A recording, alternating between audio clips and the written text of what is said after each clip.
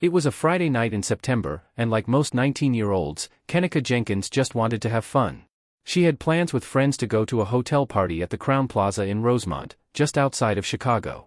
Nothing too crazy, just music, drinks, selfies, and the kind of laughter that comes from being young and alive. Kenneka was known for her sweet personality and big heart. She had just started a new job, was helping care for her mother, and wasn't really the party girl type. But that night, she decided to let loose.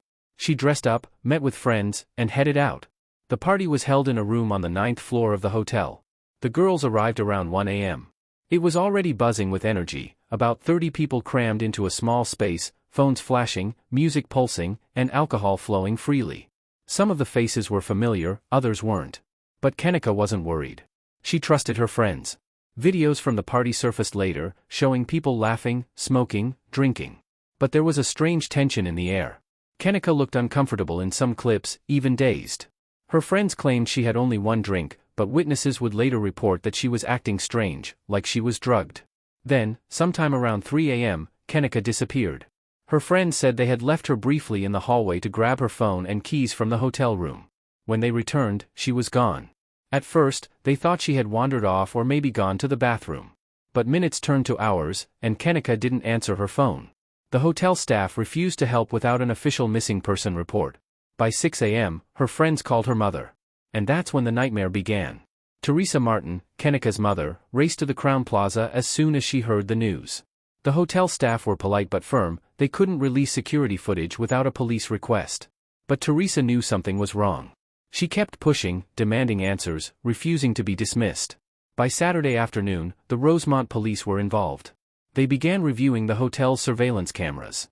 And what they found only deepened the mystery. The footage showed Kenneka walking alone through the hallways in the early hours of the morning. She looked disoriented, stumbling, bumping into walls, weaving like she couldn't keep her balance. She passed through the kitchen area, which was empty and dimly lit. And then, she disappeared off camera.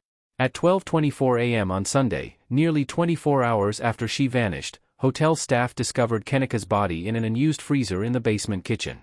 The freezer was turned on, industrial grade, and so cold that her body was frozen solid.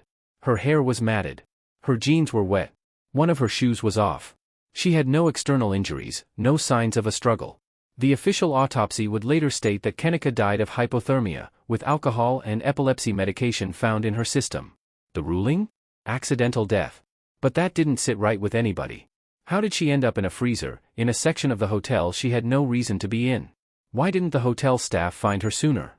Why was she alone when just minutes earlier she'd been surrounded by people? And perhaps most haunting of all, how could no one have noticed a young woman stumbling through the hotel's back corridors, clearly in distress? As soon as the footage was released, the internet exploded with theories. Some believed Kenneka had been drugged at the party, possibly by someone she knew. Others thought there was a fight or an assault that happened off camera and was covered up. People slowed down the videos, claiming to hear whispers, see shadows, spot figures moving behind her. Some insisted they saw someone else in the kitchen just before she disappeared. Teresa Martin wasn't convinced by the official story either. She demanded to see more footage. She asked why the freezer was on in an unused kitchen. Why no alarm sounded when it opened? Why the hotel waited so long to act? But the police insisted there was no foul play. They said the footage showed her walking in by herself. They said the door closed behind her, trapping her inside. They said the toxicology report supported the idea that she was too intoxicated to find her way out. Still, doubts remained. Kenneka's friends gave inconsistent stories. Some seemed evasive in interviews. The hotel refused to release certain footage. Activists, celebrities, and members of the public rallied behind Kenneka's family, holding protests outside the hotel, demanding justice. But the investigation slowly faded from headlines. No arrests were made. No charges were filed. And in the end, the case was quietly closed. But for many, it was far from over. Years later, the questions still echo. How does a young woman just vanish in a hotel full of people? How does she end up dead in a freezer, without anyone noticing for a full day? Why didn't the hotel act faster? Why did so many things go conveniently, unnoticed? There are no neat answers. Just a grieving mother, still trying to understand what happened to her daughter. Teresa Martin continues to speak out, urging parents to know where their kids are, to be careful who they trust, to keep asking questions even when the system tries to silence them. Kenneka Jenkins became more than just a name in the news. She became a symbol of how quickly things can go wrong, of how institutions can fail, of how justice isn't always about what's legal, but what's right. Even now, her case is dissected on YouTube, on podcasts, in true crime forums. Some say it was a horrible accident. Others say it was a cover-up. But all agree on one thing: something about that night doesn't add up. The cameras saw her last steps.